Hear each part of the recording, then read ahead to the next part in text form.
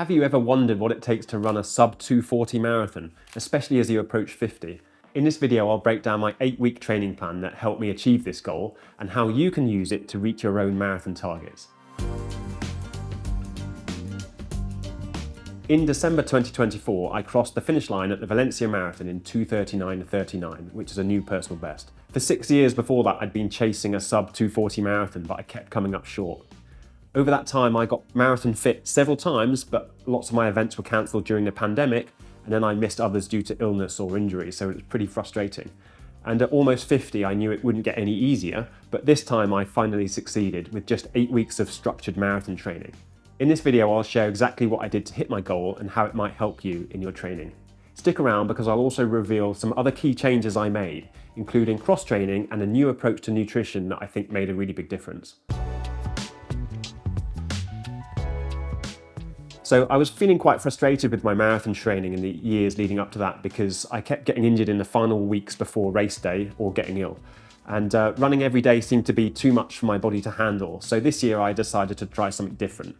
My wife suggested I include swimming and cycling in my marathon preparation, and she turned out to be right, so thanks to her. Before starting my marathon training for Valencia, I entered the Ironman 70.3 Weymouth Triathlon in England, and I followed one of my own 12-week Ironman 70.3 training plans. The triathlon's run portion is a half marathon, which is 13.1 miles, and my longest training run during that period was 90 minutes. And my weekly training at that time consisted of 3 to 4 runs a week, plus a couple of swims and bike rides. So after successfully completing the Ironman 70.3 triathlon, I took 2 weeks to recover from that with minimal training. And then once I felt rested, I started an 8-week marathon training program. And instead of running 6 days a week, which is what it said on the program, I stuck to 4 to 5 runs and added 1 or 2 swim or bike sessions each week. And this balanced approach kept me injury-free, which was good, and it helped me maintain my fitness for the marathon. In this section, I'll share the type of training I did. I won't go into every single workout because that would just make the video quite boring, but by highlighting 2 typical weeks from the program, hopefully you'll get a clear idea of what my training looked like. In the first few weeks of my 8-week training plan, it felt quite tough to increase my running so quickly. But with race day so close, I had to start doing long runs right away instead of easing into them gradually. If it weren't for the swim and bike days where I wasn't running, I probably would have ended up injured, to be honest. But having 2 or 3 days each week where I wasn't running at all made a huge difference. So here's a look at my training in week 2 of the 8-week program. So Monday was a rest day because the day before I'd done a long run. Tuesday morning I did a coached pool swim session, and Tuesday afternoon I ran 5 miles or 8k easy. Then Wednesday I ran 12 miles or 19 kilometers easy or steady, which is kind of like a medium long run. Then the next day, being Thursday, I did another coached pool swim session.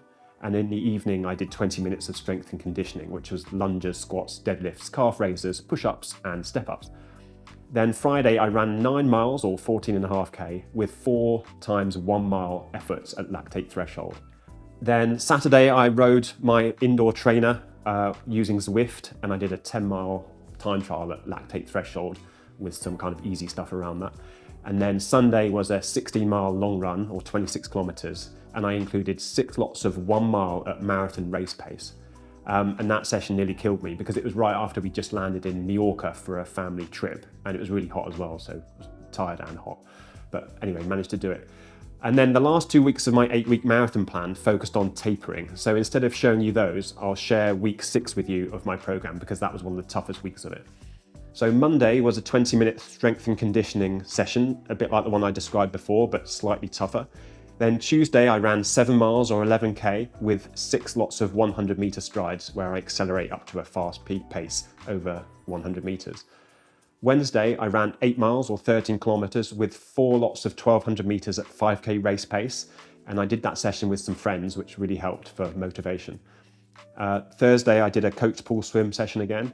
Then Friday, I ran 11 miles or 18 kilometers, fairly easy. And then Saturday, I did a 50-minute indoor cycle. And then in the afternoon, I ran 4 miles or 6.5 kilometers easy.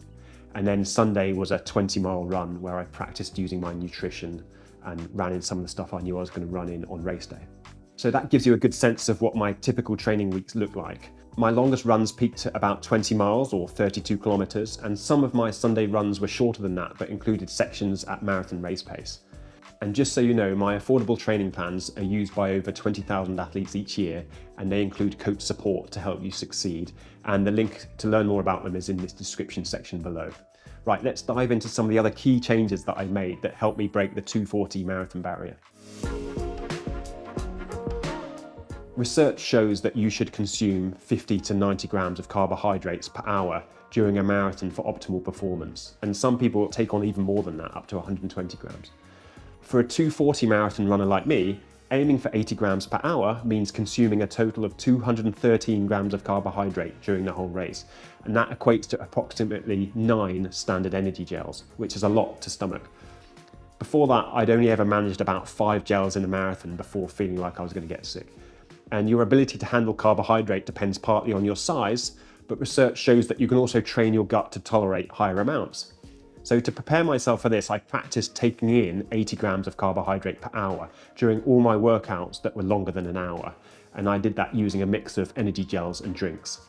Over time, my body adapted to that, and I felt better fueled, I recovered faster from all my workouts, and I wasn't as hungry all the time.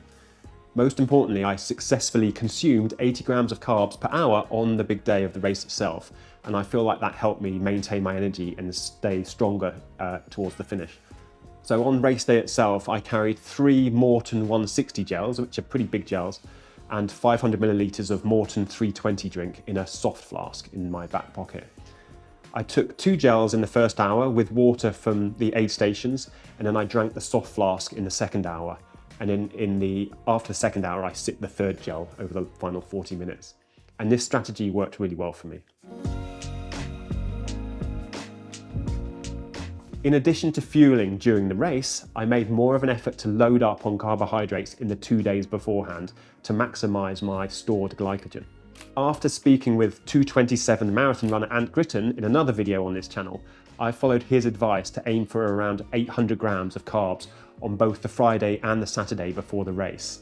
Eating 800 grams of carbohydrate in a day is no easy task, let me tell you. So I had to reduce my protein intake during those days to make room. It felt like I was in an eating competition, but I did get close to the target by eating 3 carb-heavy meals during the day, such as pasta with tomato sauce. And then I was snacking on energy bars as well, and I used Power Bar Energize bars, but most kind of bars will work. If you try this yourself, I recommend testing it before a smaller event to ensure that it doesn't cause you any stomach upsets. Did it help? I don't know for certain, but I did feel strong and full of energy all the way to the finish, so I would definitely do it again. Running an evenly paced marathon can significantly boost your chances of a personal best, and I managed it more by luck than by judgment. At Valencia, I relied on my GPS watch for pacing, but its splits turned out to be inaccurate. I thought I was on track for a 2:37 marathon, but I was actually running at a pace that would give me a 2:41. I didn't realise this until I passed the halfway point and saw the time at the halfway marker. And at that moment, I knew I was behind schedule, and to make things worse, the fronts of my thighs were starting to get really sore as well. So despite the soreness, I knew I had to pick up the pace to break 2:40. It was incredibly tough, and my legs felt heavier with every mile, but I did manage to push through, and in the end, I ran a negative split, covering the second half of the race faster than the first. While this is a fantastic way to pace a marathon, in my case, it was just a happy accident. Having run the Valencia Marathon the year before in a slower time of 2:44, I knew that the weather could be relatively warm, especially for someone like me who's used to a colder December climate. So to prepare, I trained wearing extra layers of clothing during my easier runs and bike rides. I avoided doing it on the key workouts because I didn't want to overheat and affect the quality of the workout. But over time, I got more comfortable with training in more layers of clothing, and I felt better equipped to handle the heat on race day. So at the race itself, the temperature ranged from 15 to 20 degrees Celsius, which is 59 to 68 Fahrenheit. So that's not super hot, but it was quite uncomfortable for me. But my personal best time suggests that my preparation paid off and that my body coped much better this time. And I do remember feeling not as hot as I was the year before. So I'm really happy with my sub 2:40 time, but like most runners, I can't help but think how I might go faster next time. The most obvious improvement for me would be to follow a longer marathon plan, say 16 weeks instead of 8. Of course, that would only work if I avoided injury during the process, and you never really know, and maybe 8 weeks was the optimal amount of time to train for. Another key area to improve would be preparing my quads to handle the soreness that I felt in the second half of the race. This soreness is caused by repeated eccentric loading, where the muscles lengthen under strain. And to address this, I could include more downhill running in my training to get my quads used to the load. I could add strength and conditioning exercises that focus specifically on eccentric loading for the quads. And another thing I could do is run more on roads wearing the shoes that I wore on race day to better simulate race conditions. But that's quite tricky for me because I live in a national park and there aren't really any places to run on the roads. It's more kind of trails. So either way, I'm really pleased with the result, and these ideas give me plenty to think about for the future. If you like this video, hopefully you'll love the one on screen right now, or check out our running playlist for more videos like this, and don't forget to leave your marathon training experiences in the comments section. Thanks for watching, and good luck if you're doing a marathon anytime soon.